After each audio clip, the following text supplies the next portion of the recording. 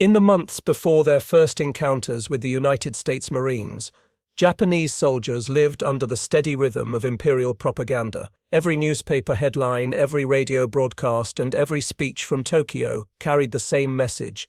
The enemy was soft, clumsy, and ill-prepared for the brutal realities of war. America, they were told, was a land of indulgence, where men grew fat on luxury and lacked the discipline to endure hardship. Compared to the martial spirit of Japan, the Marines were caricatured as awkward amateurs, soldiers who relied on machines and comforts rather than courage. This vision was more than just political messaging.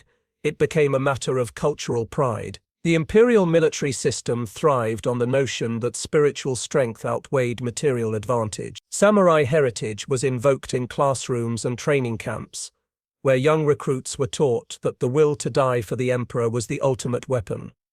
Against such ideals, the image of American Marines appeared laughable. They were pictured as slow-moving giants, weighed down by gear, unable to maneuver in the jungle, and unfit to stand against the razor-edged precision of Japan's soldiers.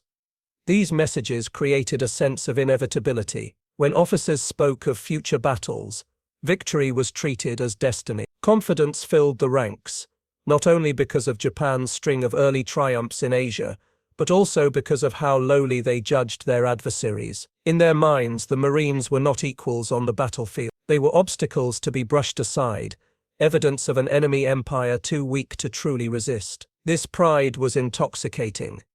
It gave soldiers the courage to face overwhelming odds and the certainty that their sacrifices were part of a grand story. Yet beneath that confidence lay a dangerous blindness, the refusal to consider that the enemy might be far stronger than they imagined. The early campaigns of the Pacific seemed to prove every boast of the imperial propaganda machine. From the Philippines to Malaya, from Hong Kong to the sweeping victories across the Dutch East Indies, Japanese troops advanced with startling speed. Headlines back home described one triumph after another, and soldiers in the field absorbed this momentum as validation of their superiority. The enemy was always described as collapsing quickly, their defenses brittle and their morale fragile.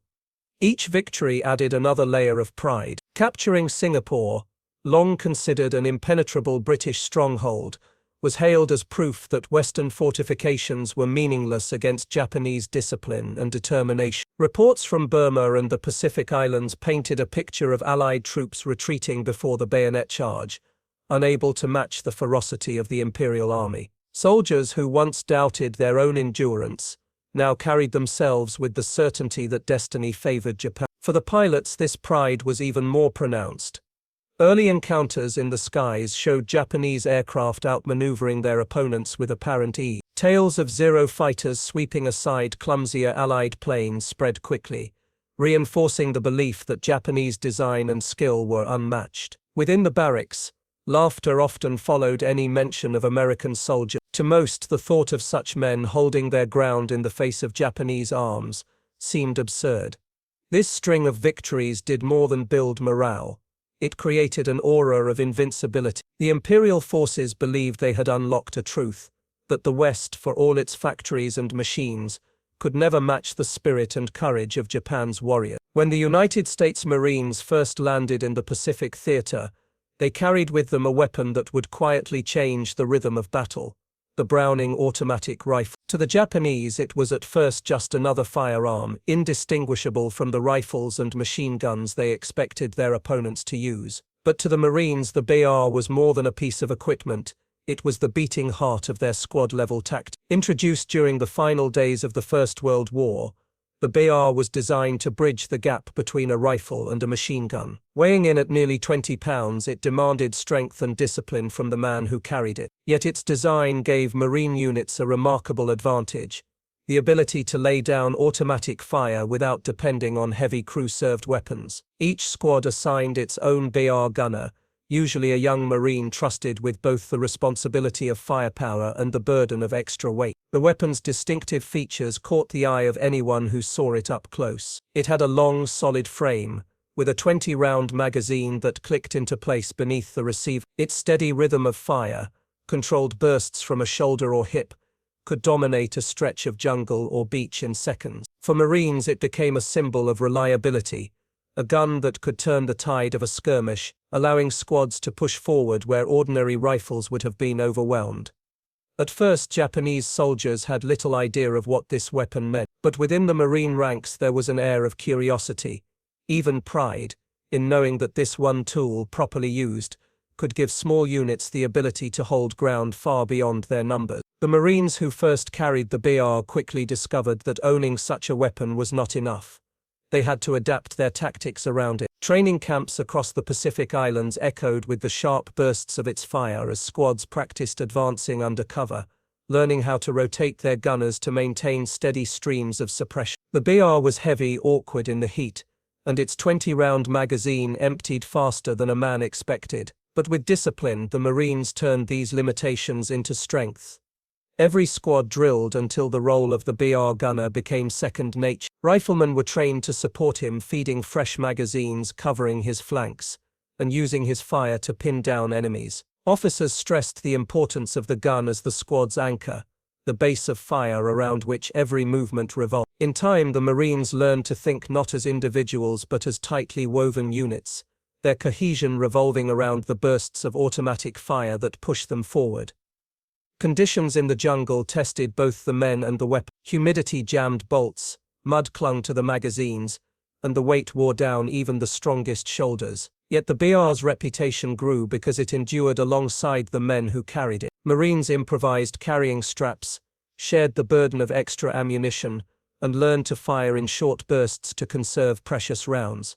What emerged was not just a weapon but a symbol of determination. The Marines reshaped their fighting style to match it, proving that with grit, teamwork and trust in each other, they could turn a cumbersome automatic rifle into the decisive edge of their squads. The first time Japanese troops came under the fire of the Browning automatic rifle, the effect was nothing short of shocking. Accustomed to facing opponents armed primarily with bolt-action rifles, they expected brief, rhythmic cracks, punctuated by the slower rumble of a machine gun set far to the rear. What they encountered instead was a withering hail of bullets pouring from the hands of a single Marine at the squad's front line. In the jungles of Guadalcanal, Japanese soldiers advancing through the underbrush were stunned when the air erupted with bursts of fire that seemed endless compared to the steady cadence of rifle. The BR gunner crouched low, squeezing off short, punishing streams that tore through foliage and sent men scrambling for cover. Its effective reach stretched far beyond what Japanese infantry had imagined. At distances of hundreds of yards, they watched their comrades fall, felled not by sniper fire or artillery, but by an ordinary squad weapon they had mocked as impractical. Survivors recalled the disbelief: how could one man carry what felt like the power of an entire machine gun crew? The bursts cut across trails, pinned down patrols, and shattered carefully rehearsed charges before they could close in. Officers shouted for banzai advances, but the automatic fire tore into tightly packed ranks, breaking momentum before the soldiers could even draw their bayonet. The psychological shock was just as devastating as the physical toll. The image of the American Marine bracing his BR and unleashing relentless streams of lead challenged everything the Imperial Army had taught its men about Allied weakness. What they had dismissed as clumsy or soft was suddenly revealed to be lethal, a force that could blunt their courage and stop their advances cold. For those who survived their first clashes with Marines wielding the BR, one memory stood out above all others: its astonishing reach. Japanese infantry were trained to expect accurate rifle fire out to a few hundred yards and to prepare their spirit and discipline for the rush that followed. But the BR shattered that calculation. Accounts from survivors spoke of comrades cut down at distances they thought were safe, sometimes at nearly 800 yards, a range where they believed American fire would lose its sting. The psychological weight of this realization was immense. No longer could they pause at what they assumed was a safe distance before launching a charge. Instead, even in the staging grounds of an attack, bullets found their way into their ranks, rattling nerves and thinning formation. Some recalled lying flat in ditches or hugging jungle roots, unable to rise as the steady rhythm of automatic fire swept over them like an unrelenting tide. Fear crept in where arrogance had once reigned. The Japanese soldiers, who had been taught that their courage and speed could overcome Western clumsiness, found themselves pinned down by a single Marine and his 20-round magazine. Each burst carried with it not only physical danger but also the collapse of expectation. In whispered recollections, they admitted that the battlefield no longer felt balanced. The BR had changed the geometry of combat, every approach, every maneuver haunted by the possibility that even at hundreds of yards, one Marine's weapon could decide their fate. On the front lines of the Pacific, stories spread quickly of small groups of Marines holding positions far longer than anyone thought possible, and almost always at the center of those stands was a BR gunner. At Guadalcanal, a squad cut off from their company braced themselves for a Japanese push through the dense jungle. The attackers came in waves, shouting and charging as they had in other battles, but each time the bursts from a single BR chewed through the foliage, forcing the assault back. Riflemen added their fire, yet it was the hammering rhythm of automatic rounds that broke the momentum. Survivors later remembered the silence between attacks, the jungle littered with evidence of how one weapon had anchored an entire defense. On another island, a Marine platoon dug into a ridgeline faced a nighttime assault. Tracer rounds from the BR cut across the dark, pinning Japanese troops before they could close the distance. The gunners fired in disciplined bursts, conserving ammunition yet never letting the enemy believe the line was weak. One officer later described it as a wall of fire thrown up by men who refused to bend.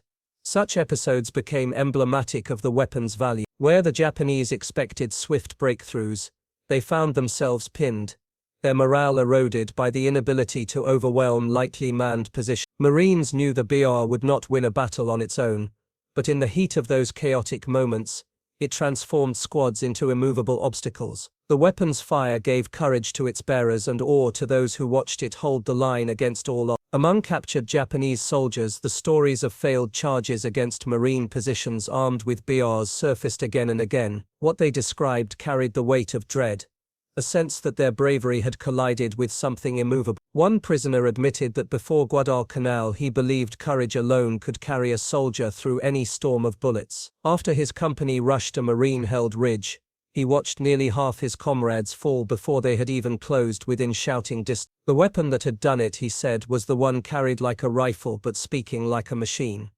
Another testimony told of a night assault that was meant to overwhelm a small American perimeter. The Japanese crept forward in the darkness, confident they could breach the defenses in a single violent surge. But as soon as the first cries rang out, the air filled with the deep hammering bursts of BR fire. Tracer rounds stitched across the approach, and the charge disintegrated in moments. The prisoner described the scene as one of horror. We advanced, and the jungle exploded. It felt as though we were running into a storm created by a single man. These accounts revealed more than battlefield fear. They showed the collapse of a core belief. The Japanese had been taught that Americans lacked the spirit to hold a position under pressure, yet time and again they found themselves driven back not by vast artillery or massed divisions, but by a squad anchored around a single Marine and his automatic rifle. In captivity, their tone was not just fear but disbelief, a dawning recognition that their assumptions about the war and about their enemy had been built on sand. On Pacific battlefields where the terrain offered little mercy, Marines learned quickly that victory depended on teamwork. At the heart of this coordination was the BR gunner. His task was not only to fire but to create space for others to move. When Japanese positions raked a jungle trail with rifle fire, it was the BR that barked back first, forcing heads down and buying seconds for the squad to shift. Veterans recalled how the staccato bursts from the automatic rifle gave them confidence to push forward, knowing someone was anchoring the line with suppressive fire. The tactic of fire and maneuver became a rhythm Marines trusted. The BR gunner and his assistant laid down sheets of fire, pinning the enemy while riflemen bounded ahead in short dashes. Then the pattern reversed. The riflemen took cover, the BR shifted its angle, and others moved. This leapfrogging dance, simple in theory but harrowing under fire, relied entirely on the automatic rifle's ability to dominate space. Without it, squads would have been exposed, but with it, they gained momentum even against dug-in opponents. For Japanese soldiers, the effect was unnerving. They were accustomed to seeing attacks stall when defenders were pinned. Instead, the Americans surged closer each time the BR rattled, its rhythm dictating the pace of combat. Prisoners later described how impossible it felt to track the movements of Marines advancing under such cover. "We fired at shadows," one confessed, "but the heavy gun made us bow our heads, and when we looked again they were nearer." In those tense engagements, respect for the coordination built around the BR spread among Marines themselves. They understood that survival often came down to the steadiness of the gunner, a single man holding the weight of movement in his hands. For Japanese soldiers, the shock was not only the weapon itself, but the way Marines wielded it as part of a seamless machine. In testimony after the war, prisoners admitted they had expected Americans to fight as individuals, clumsy, hesitant, and lacking the unity Japanese training supposedly guaranteed. Instead, they witnessed squads moving with a precision that unsettled them deep. One captured officer described the first time his unit faced Marines advancing under BR fire. Each time his men raised their heads to fire, the automatic rifle barked, forcing them into cover. While they hid, other Marines moved forward, always closer, always shielded by that unrelenting rhythm of fire. It was not bravery alone, he said, but a system we could not break. Others recalled the frustration of launching counterattacks, only to be met with the same choreography, the BR laying down suppressive bursts, riflemen bounding, then the gun shifting angles to clear the way once more. It seemed endless, as if the squad fought with one mind. The realization spread that this unity was not an accident, but a practiced method, repeated until it became instinct. Such reflections carried an undertone of uneasy admiration. Japanese troops had been taught that spiritual willpower triumphed over material advantage. Yet in the face of Marines whose teamwork turned a single automatic rifle into a shield for many, that belief faltered. What they saw was not clumsy improvisation but a disciplined force, one that fought with both firepower and coordination. In captivity, they admitted it left them shaken, and grudgingly respectful. For Marines, the Browning automatic rifle was not treated as a marvel. It was standard issue, a dependable tool handed to squads with little ceremony. Yet to Japanese observers, this ordinary weapon carried an extraordinary impact. In their own ranks, shortages of automatic weapons forced reliance on bolt-action rifles, or light machine guns, that were few in number and often unreliable in harsh island climate. By contrast, every Marine squad seemed anchored by a BR, and the flow of replacements appeared endless. Prisoners later spoke with a mixture of envy and disbelief. They had expected the Americans to struggle with the same scarcity they faced. Ammunition rationed, weapons scarce, supplies thick. Instead, they watched Marines discard spent magazines and receive fresh ones without hesitation, as though the flow of resources could never be exhausted. It was like water from a stream, one POW admitted. It never stopped. The simplicity of the weapon also impressed them. The BR lacked the delicate refinements of some Japanese arms, but its rugged design meant it could be dragged through mud, soaked in rain, and still fire with deadly effect. Stories spread among Japanese units of Marines carrying the gun across swamps or through pounding surf, only to unleash its signature bursts moments later. This contrast gnawed at the pride instilled by imperial propaganda. The Japanese had been told that their craftsmanship was unmatched, their warriors supported by superior tools. Yet here was proof that America's strength lay not in polish but in practicality. A weapon made in such numbers and built with such durability that it could turn every battlefield into an uneven contest. What unsettled Japanese soldiers most was not simply the weapon's presence, but the way Marines treated it, as if it were nothing special. In Japanese formations, a single light machine gun might be guarded like a treasure, its operator revered for carrying the squad's most valuable firepower. Ammunition was carefully rationed, every belt or magazine counted and conserved. The Browning automatic rifle, by contrast, was carried almost casually, like just another tool of war. POWs recalled the disbelief that rippled through their ranks as they realized this weapon, which could pin down platoons, stop advances at long range, and turn charges into slaughter, was standard issue. They gave it to ordinary men, one prisoner admitted, not elite troops, not chosen warriors, but every squad had one. It was this very ordinariness that shocked them. If such firepower was commonplace, what other tools did America have waiting in reserve? The respect that grew from this realization was reluctant but undeniable. Japanese soldiers who had been taught to value sacrifice and spiritual resolve above material tools now confronted a truth they could not ignore. Technology and abundance could decide battle. The BR's steady rhythm of fire was more than a tactical advantage. It was a symbol that America could afford to make the exceptional routine. In conversations within camps, men admitted the psychological weight of this discovery. The Marines' confidence came not from arrogance, but from knowing their strength was backed by weapons that were plentiful, dependable, and always within reach. To the Japanese, the BR stopped being an odd curiosity. It became proof that America fought with a depth of resources their empire could never match. For months, Japanese soldiers had been told that American Marines were soft men propped up by machines, lacking the spirit and discipline of true warriors. Propaganda painted them as cowards who would break at the first determined charge. On jungle islands and coral ridges, those illusions collapsed under the steady roar of Browning automatic rifles. Accounts from survivors describe the disbelief when entire waves of attackers, driven by the code of Bushido and convinced of their superiority, were cut down before reaching Marine line. The BR, with its unbroken rhythm of fire, turned open ground into killing zones and shredded ambushes before they could unfold. What Japanese officers had dismissed as a clumsy American gun became the terrifying heartbeat of defensive lines that would not fall. One captured soldier recalled his shock at seeing not just one or two BRs but entire squads coordinating their bursts, the fire overlapping so that no advance could survive. "We believed one man's courage could overwhelm them," he admitted. "Instead, their weapons erased our courage before it reached them." The realization hit with the weight of betrayal. Everything they had been told about enemy weakness was a lie. The collapse was not only physical but ideological. If the Marines were supposed to be weak, why did they stand so firm? If American weapons were said to be inferior, why did they dominate every firefight? Each failed charge and each retreat forced soldiers to confront a truth their leaders had hidden, that the enemy's strength lay not only in numbers but in the practical power of weapons like the BR.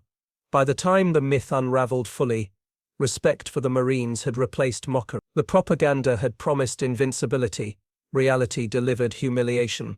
In the quiet of captivity, Japanese officers spoke more openly than they ever could on the battlefield. Their conversations revealed a painful truth.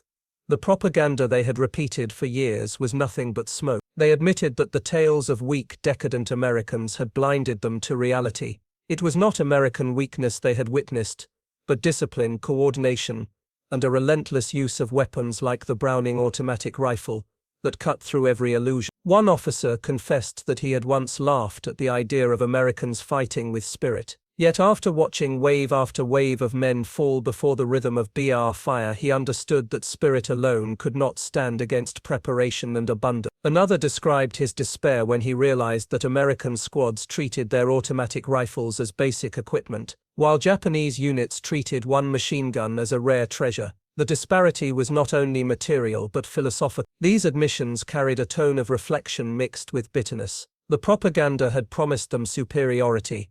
Instead, it had left them unprepared for the enemy's true strength. "We were betrayed by words," one said quietly, "and the cost was the lives of our men." The despair in such reflections was as much about broken trust as battlefield defeat. In those moments, the officers acknowledged what many of their soldiers had already felt under fire, that the myth of Japanese invincibility had collapsed. The Browning automatic rifle had not only shredded their charges but also dismantled the very stories that had fueled their confidence. At first, the losses were explained away as misfortune, poor terrain, or unlucky time. But as the months dragged on and the sound of the Browning automatic rifle became a constant presence, Japanese units began to falter.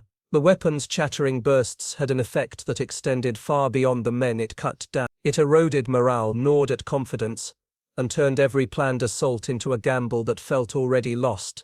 Reports from captured soldiers describe how units, once eager to launch night charges or daytime rushes, grew hesitant. Men who had been trained to die with honor began to question whether such deaths would achieve anything at all. "We knew," one former infantryman admitted, "that before we could even see their eyes, the bullets would come." Entire squads abandoned planned assaults after losing too many comrades in the first seconds of contact. Others went through the motions of preparation, sharpening bayonets, whispering final prayers, only to hold back at the moment of attack, paralyzed by the certainty of failure. Some officers resorted to shouting, threatening, and even striking their men, but the sight of Marines braced behind their BRs was enough to smother courage. The collapse was not dramatic but steady, like walls crumbling from within. Each failed charge, each body left sprawled across open ground, deepened the conviction that the enemy could not be moved. What had begun as confidence rooted in propaganda had turned to silence, hesitation, and despair. By the time many realized it, their will to attack had already been destroyed, not by artillery barrages or tanks, but by the steady, unforgiving rhythm of one automatic rifle. Beyond the battlefields, the echo of the Marines' automatic rifles reached Japanese civilians through whispers, rumors, and returning soldiers. Survivors carried stories of the gun that spat death at impossible distances, of charges that ended before they began, of hillsides littered with bodies after a few bursts of fire. Families listening in dimly lit homes struggled to reconcile the tales with the promises of imperial propaganda. The Americans, said to be soft and clumsy, now seemed armed with weapons that could not be resisted. Farmers in villages near garrisons heard their sons confess fears they dared not voice to officers. Mothers wept quietly as they realized that courage and discipline alone would not shield their children from the weapon that cut down advances hundreds of yards away. Even civilians who had never seen the front line began to speak of the demon guns wielded by the Marines, a grim shorthand for the Browning automatic rifle. The helplessness grew as the stories multiplied. If Marines could hold off entire companies with a handful of men, what chance did the nation have against America's industry and firepower? Some whispered that even prayers would not stop bullets that arrived before a man could raise his sword or fire his rifle. This fear seeped into daily life, shaping the way civilians looked at the war. Every defeat seemed tied to the same weapon, every lost son another victim of a gun they had never seen but could imagine all too vividly. In their minds, the BR was not just a rifle, it was proof of a terrifying truth. America's strength was overwhelming and Japan's sacrifices were feeding a battle already lost. By the closing years of the war, the Japanese could no longer dismiss the steady presence of the Browning automatic rifle as chance or luck. What had once been mocked as an ungainly weapon was now recognized as the sharp edge of an industrial machine far larger than they had imagined. Each clash with Marine squads reinforced the same lesson. The BR was not rare, not an exceptional tool handed to a few men. It was everywhere. On every island, in every contested jungle, the rhythm of its fire echoed across ridges and valleys. Soldiers began to realize that no matter how many rifles they destroyed, no matter how many Marines they killed, another squad with the same weapons and the same endless supply of ammunition would appear the next day. It was as if the rifle itself was a symbol of America's vast engine of production, carried on the shoulders of ordinary men. Japanese officers connected the dots. They saw that while Japan struggled to replace even its most basic rifles and ammunition, the Americans could put automatic firepower in the hands of nearly every squad. It was not only the weapon's reach, striking effectively out to 800 yards, but the sheer scale of its deployment that crushed morale. The realization spread like a slow contagion.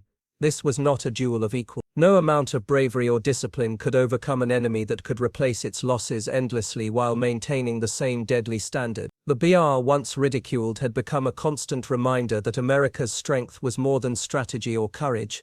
It was a reflection of industry's supply and unshakable resolve. For the Japanese, it was overwhelming proof that the war's balance had already tipped beyond recovery. In time, the whispers of disbelief turned into quiet acceptance. Japanese soldiers, once trained to believe in the invincibility of their spirit and the inevitability of victory, began to acknowledge a sobering truth. Their tactics were no match for the Americans' firepower. The cherished Banzai charge, long celebrated as the ultimate expression of courage, had become a death sentence against the steady bursts of the Browning automatic rifle.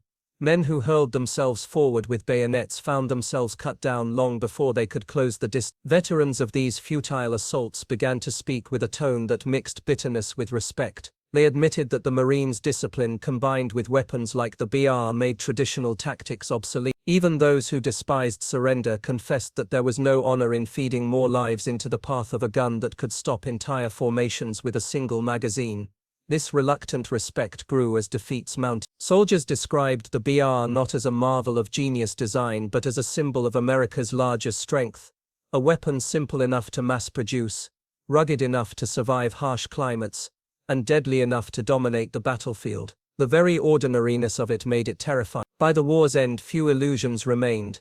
Courage alone could not outlast an enemy whose rifles seemed endless, whose squads fought with seamless coordination, and whose firepower turned every advance into tragedy. The Japanese had entered the conflict believing in their superiority, but they left with a grudging respect for the weapon and the nation that proved them wrong. When the war finally ended and Japanese prisoners were repatriated, many carried with them stories that sounded almost unbelievable. Around firesides and in hushed conversations, they spoke not only of aircraft and artillery, but of a single weapon that had haunted their memories, the Browning automatic rifle. Again and again men recalled the shock of seeing Marines use it to halt advances at distances they had once thought impossible. 800 yards had seemed too far for any rifle to dominate the field. Yet the BR had done exactly that. These recollections were not told with anger but with a subdued humility. Veterans admitted that the rifle had changed the way they thought about combat. Instead of envisioning war as a contest of willpower and courage, they were forced to recognize that technology, industry, and training could dictate outcomes long before swords were drawn or bayonets fixed. Younger soldiers who had believed propaganda about American weakness found themselves correcting those illusions at home. They described how charges that should have carried them through enemy lines had instead ended in carnage under the relentless bursts of automatic fire. They spoke of Marines moving with calm efficiency, their BR gunners anchoring the line unshaken by the very tactics meant to terrify them. For families listening, the tone of these accounts was unmistakable. The weapon had not only stopped men on the battlefield but had reshaped how they understood the conflict itself. In the retelling, the BR became more than a machine gun. It became a symbol of a broader truth, that determination alone could not prevail without the strength of resources and preparation behind it.